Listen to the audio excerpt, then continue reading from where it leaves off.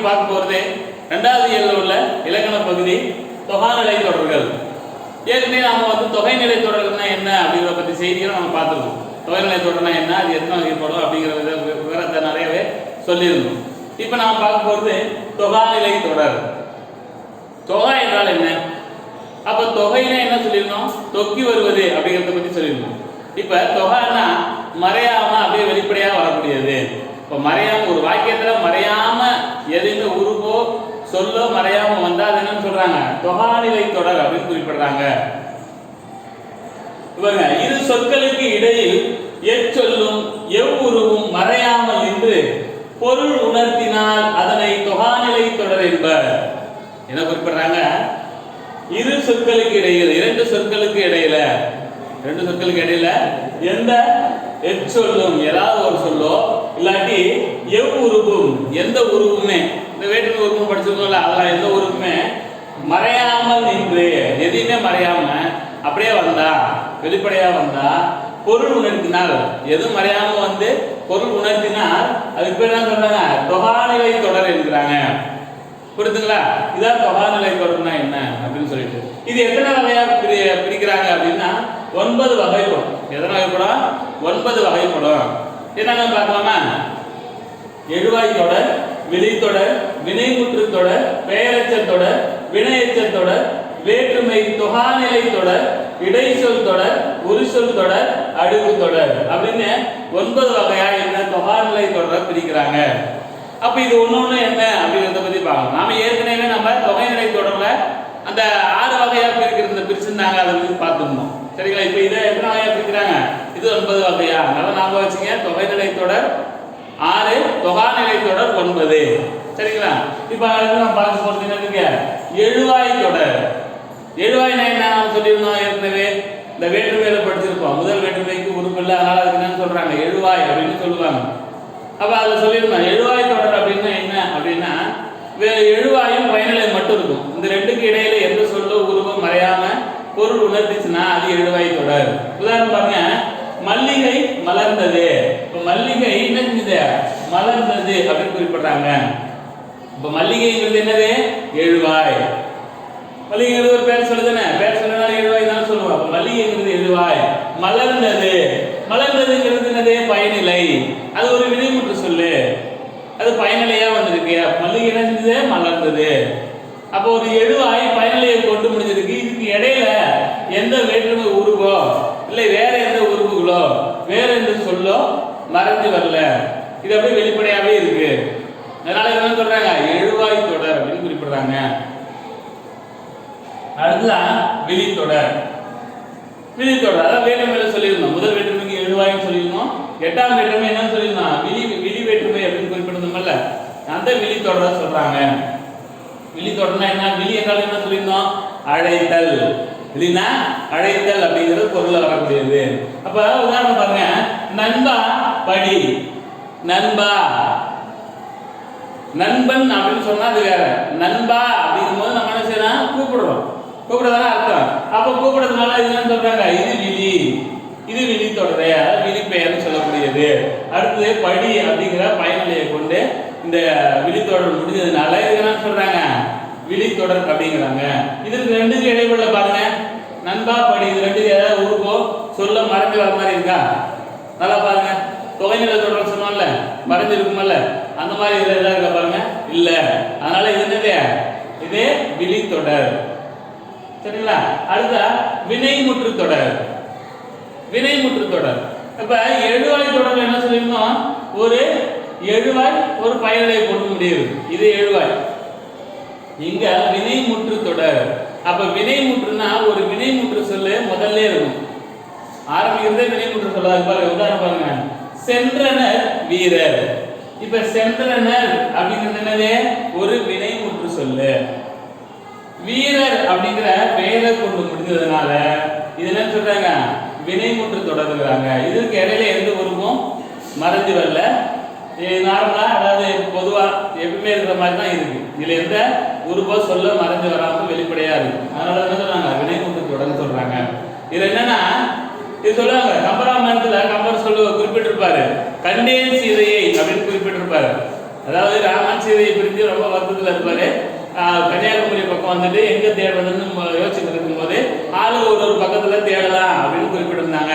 அப்ப அனுமனை எங்க அனுப்புறாங்க? இலங்கைக்கு அனுப்புறாங்க. ஒவ்வொருத்தரும் ஒவ்வொரு விதமா வந்து செய்திகளை சொல்றாங்க, இது இல்ல அங்க இல்லைன்னு சொல்லிட்டு. ஆனா அனுமன் போனவரு அங்க போய் சீதையை பார்த்துட்டாரு. சீதையை வந்து கடற்கரையை கொண்டு வராரு. வந்த உடனே ராமன் ரொம்ப வருத்தத்தில் இருக்கிறாரு. நம்ம போய் சொல்ற செய்தி அவருக்கு உடனே இன்பத்தை தரக்கூடியதா இருக்கணும் அப்படின்னு சொல்லிருந்தனால அவர் என்ன சொல்றாரு, நேரா அனுமன் வந்த உடனே கண்டேன் சீதையை அப்படின்னு குறிப்பிடுறாரு. கண்டேன் அப்படிங்கிறது இங்க என்னது? வினைமுற்று. அதேதான் இங்க சென்றனர் அப்படின்னு குறிப்பிடுறாங்களா, இது வினைமுற்று. வீரர் சொல்றாங்களா, இதுதான் வினைமுற்று தொடர் அப்படின்னு குறிப்பிடுறாங்க. அடுத்து பாருங்க, பெயரச்ச தொடர். பெயரச்சனை என்ன அப்படிங்கறத பத்தி நமக்கு என்ன தெரியும்? பெயரச்சனை என்ன? ஒரு எச்சம் பெயரை கொண்டு முடிந்தால் அது பெயரெச்சம் அப்படின்னு குறிப்பிடணும். பாருங்க, வரைந்த ஓவியம். வரைந்த ஓவியம். வரைந்த வரைந்த போது அது என்னவாது? ஒரு எச்சு சொல்லு.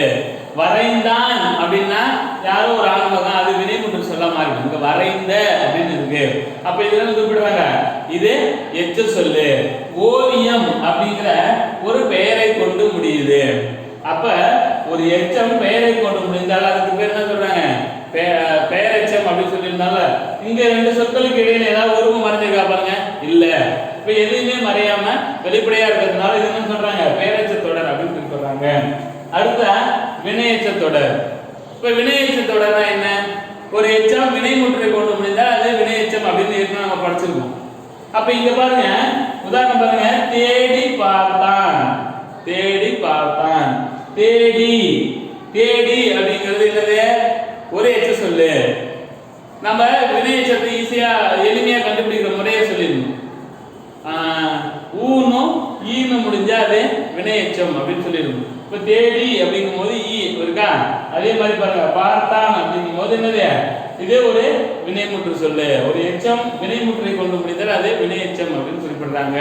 இதுக்கு இடையில எந்த உருவோ சொல்ல மறையாம வெளிப்படையா இருக்கிறதுனால இதுக்கு பேர் வினையெச்ச தொடர் அப்படின்னு குறிப்பிடுறாங்க. அடுத்து நான் பார்க்க போறது வேற்றுமை தொகாநிலை தொடர். இப்ப இந்த வாக்கியத்தை பார்க்கும்போது நமக்கு ஒரு சந்தேகமா வருது. என்ன சார், நீங்க தொகைநிலை தொடர்ல வேற்றுமை தொகைநிலை தொடர்னு சொன்னீங்க, இங்க என்ன வேற்றுமை தொகாநிலை தொடர்னு சொல்றீங்க அப்படின்னு ஒரு சந்தேகம் வரணும். அதுதான் இங்க சொல்றாங்க, குறிப்பிட்டு சொல்றாங்க பாருங்க. வேற்றுமை தொகாநிலை தொடர்னா அந்த வேற்றுமை உறுப்பு இருக்குல்ல, ஐயாளுக்கோ இன்னது கண்ணு அப்படிங்கல, அந்த வேற்றுமை உறுப்பு வெளிப்படையா வரும். ரெண்டு வாக்கியங்களுக்கு இடையில வெளிப்படையா வந்தா அது வேற்றுமை தொகாநிலை தொடர். அப்ப வேற்றுமை உறுப்பு மறைஞ்சு வந்தா அது தொகைநிலை தொடர் அப்படின்னு குறிப்பிடுறாங்க. அதனாலதான் உங்களுக்கு விளக்கமா சொல்றாங்க வேற்றுமை தொகாநிலை. நல்லா கவனிங்க, தொகாநிலை. இதே வேற்றுமை உறுப்பு மறைஞ்சு வரக்கூடியதா வேற்றுமை தொகைநிலை தொடர் அப்படின்னு கொடுத்திருப்பாங்க. புரியுதுங்களா? அப்ப வேற்றுமை தொகாநிலை தொடர் அப்படிங்கறத பத்தி தான் பார்க்க போறோம். உதாரணம் பாருங்க, கவிதையை எழுதினர். கவிதையை எழுதினர். கவிதையை அப்படிங்கும் போது என்ன வருது? ஐங்கிற வேற்றுமை உறுப்பு வருது.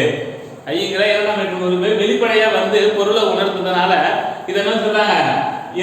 வேற்றுமை தொகாநிலை தொடர் அப்படின்னு குறிப்பிடுறாங்க. இதே இந்த ஐ எடுத்து கவிதை எழுதினர் அப்படின்னு குறிப்பிட்டிருந்தாங்கன்னா இது என்னவா மாறி இருக்கும்? இது தொகைநிலை தொடரா மாறி இருக்கும். இப்ப வெளிப்படையா வந்ததுனால இதை நம்ம என்ன சொல்றோம்? தொகாநிலை தொடர் அப்படின்னு சொல்றோம். புரியுதுங்களா? சரி, அடுத்த பாருங்க, இடை சொல் தொடர். அடுத்தனாங்க இடைச்சொல் தொடர். இடைச்சொல் தொடர், சரிங்களா? இப்ப இடைச்சொல், இடைச்சொல்னா என்ன அப்படிங்கறத பத்தி பார்க்கணும். இடைச்சொல்ங்கிறது நிறைய இருக்கு, அதை பத்தி நம்ம என்ன சொல்றேன் நானே. அடுத்து பாருங்க, மற்ற பிற அப்படின்னு சொல்லக்கூடியதெல்லாம் நிறைய இருக்கு. இதுல வந்து என்ன சொல்றாங்க, உதாரணம் பாருங்க, மற்ற பிற. மற்ற அப்படிங்கிறது இங்க இடை சொல்லு. இப்ப மற்றங்கிற இடை சொல்லி வெளிப்படையாவே வருது, மறைஞ்சு வரல, வெளிப்படையாவே வர்றதுனால என்ன சொல்றாங்க? இடை சொல் தொடர்ன்னு சொல்றாங்க. ரெண்டுக்கும் இடையில எந்த உருவோ சொல்ல மறைஞ்சு வரல, சரிங்களா? மற்றங்கிறது இடை சொல். அடுத்து பார்க்க போறது குறிச்சொல் தொடர். குறிச்சொல் நிறைய படிச்சிருப்போம், நம்ம சாமத்தெல்லாம் படிச்சிருப்போம். குறிச்சொல்லுங்கிறது ஒரு சொல்ல சிறப்பிக்கிறதுக்காக அந்த சொல்லோட முன்னாடி வரக்கூடிய சொல்லு, சரிங்களா? இப்ப பாருங்க, உதாரணமா சாலமும் நன்று. அப்ப நன்று அப்படிங்கிற வார்த்தையை சிறப்பிக்கிறாங்க. எப்படி சிறப்பிக்கிறாங்க? சாலமும். சாலமும்னா சிறப்பான, இன்னும் நல்லா, நன்று அப்படிங்கிறத விட அதை விட அதிகமாக எப்படி சொல்லுவாங்க, மிக நன்று அப்படின்னு சொல்லுவோம்ல, அந்த மாதிரியான பொருள்ல வரக்கூடியது சால அப்படிங்கிறதுங்க உரி சொல்லு. அப்ப இந்த உரி சொல்லு வெளிப்படையா வந்திருக்கு. உரி சொல்லு வெளிப்படையா வந்து பொருளை வந்ததுனால இதுக்கு என்ன சொல்றாங்க, உரி சொல் தொடர் அப்படின்னு குறிப்பிடுறாங்க. சரிங்களா? அடுத்து நான் பார்க்க போறது அடுக்கு தொடர். அடுக்கு தொடர், இந்த அடுக்கு தொடர் நம்ம அடிக்கடி கேள்விப்பட்டிருக்கோம். ஒரே சொல் மீண்டும் மீண்டும் வந்து, அதாவது 2, 3, 4 முறை அடிக்க வந்து பொருளை உணர்த்துவது, இதுதான் அடுக்கு தொடர் அப்படின்னு பார்க்கணும். பாருங்க, நன்று நன்று நன்று, இந்த ஒரே சொல் நன்றுங்கிற ஒரே சொல் தான் அடுத்தடுத்த முறை தொடர்ந்து வர்றதுனால என்ன சொல்றாங்க, அடுக்கு தொடர் குறிப்பிடுறாங்க. அப்ப இதுல எந்த ஒரு சொல்லோ பொருளோ எதுவுமே மறைஞ்சு வரல, எல்லாமே வெளிப்படையா இருக்கக்கூடியதா இருக்கு. அதனாலதான் இது அடுக்கு தொடர் அப்படின்னு குறிப்பிடுறாங்க. பாருங்க, உதாரணமா சில சொல்றோம் பாருங்க. இப்ப வேற்றுமை தொகாநிலை தொடர் அப்படின்னு சொல்லியிருந்தோம்ல, அப்ப என்ன சொல்றாங்க, இப்ப மறைஞ்சு தலை வணங்கினான் அப்படின்னா அது தொகைநிலை தொடர். இப்ப இந்த தலையால் ஆள் அப்படிங்கிற வேற்றுமை உறுப்பு வருதா, ஆளுங்கிற வேற்றுமை உறுப்பு வருதா, அப்ப இது என்ன சொல்லலாம், தொகாநிலை தொடர் அப்படின்னு குறிப்பிடலாம். ஏன்னா அது வெளிப்படையா வருது. சிதம்பரத்திற்கு சென்றான், அப்ப சிதம்பரத்திற்கு கூங்கிற 4ஆம் வேற்றுமை உறுப்பு வெளிப்படையா வருது. கம்பர் அது அப்படிங்கிற வேற்றுமை உறுப்பு வருது. அப்ப இது இந்த வாக்கியத்துல எல்லாமே வெளிப்படையே இருக்கு. அதனால என்ன சொல்றாங்க, இது தொகாநிலை, அதாவது வேற்றுமை தொகாநிலை தொடர் அப்படின்னு குறிப்பிடுறாங்க. இப்ப இதே இந்த வேற்றுமை உறுப்புலாம் மறைஞ்சதுன்னா அது என்னன்னு சொல்லுவாங்க, தொகைநிலை தொடர் அப்படின்னு குறிப்பிடுவோம். சரிங்களா? பாருங்க, இது என்னன்னு சொல்றாங்க, இதை சொன்னால இடை சொற்கள் வேற என்ன சொன்னால அதான் இடை சொற்கள். அப்படிங்கறது இடை சொல்லு. வேற்றுமை உறுப்புகள்லாம் இருக்குல்ல, ஐயாளுக்கும் இன்னதுக்கெல்லாம் இருக்குல்ல, இதெல்லாம் இடை சொல் தான். இடையில 2 சொற்களுக்கு இடையில வரக்கூடியது, இடையில வரக்கூடியதுன்னா பொருளை தரக்கூடியதா இருக்கும். இதெல்லாம் என்ன சொல்றாங்க, இடை சொல் அப்படின்னு குறிப்பிடுறாங்க. அடுத்து பாருங்க, ஒரு சொற்களை நாம ஒண்ணுன்னு பார்த்தோம், சால அப்படிங்கிறது மட்டும் பார்த்தோம். பாருங்க, சால, தவ, நனி, உரு, கழி, கூர், கடி, மா, தட அப்படின்னு நிறைய இருக்கு. இதெல்லாம் என்ன சொல்றாங்க, உரி சொல் அப்படின்னு குறிப்பிடுறாங்க. சரிங்களா? இதெல்லாம் என்னது, உரி சொல் அப்படின்னு குறிப்பிடுறாங்க. அப்ப வேற்றுமை தொகாநிலை தொடர்களை பத்தி நம்ம சொல்லிட்டு இருந்தோம். தொகாநிலை தொடர் எத்தனை வகையா சொல்லியிருந்தோம், 9 வகையை சொல்லியிருந்தோம். அப்ப தொகாநிலை தொடர்னா எந்த சொல்லோ உருவம் மறையாம வெளிப்படையா வந்தா அதை தொகாநிலை தொடர்னு குறிப்பிட்டிருந்தோம். சரிங்களா? அந்த 9 வகையை பத்தி நம்ம ஏற்கனவே சொல்லிட்டு இருந்தோமா, ஒன்னொன்னா பத்தி சொல்லிட்டு இருந்தோம். வேற்றுமை தொகாநிலை தொடர் சொன்னா இடை சொல் தொடர், உரி சொல் தொடர், அடுத்து அடுக்கு தொடர் அப்படின்னு ஒவ்வொன்னா பார்த்துட்டு இருந்தோம். இதை நம்ம தெளிவா வச்சு, ஏன்னா தொகைநிலைக்கும் தொகாநிலைக்கும் உள்ள வேறுபாடுகள் நம்ம தெளிவா சொல்லணும். ஏன்னா அதை மாற்றி சொல்லிட்டு நம்ம பொருள் மாறுபடுறோம், அதனால மதிப்பெண்ணுங்கிறது நமக்கு கிடைக்காமலே போயிடும். நல்லா புரிஞ்சுங்க, தொகைநிலை என்பது வேற, தொகாநிலை. தொகைநிலைனா மறைஞ்சு வரக்கூடியது, தொகாநிலைனா மறையாம வெளிப்படையா வந்து பொருளை உணர்த்தக்கூடியதா இருக்கும். சரிங்களா? நன்றி, வணக்கம்.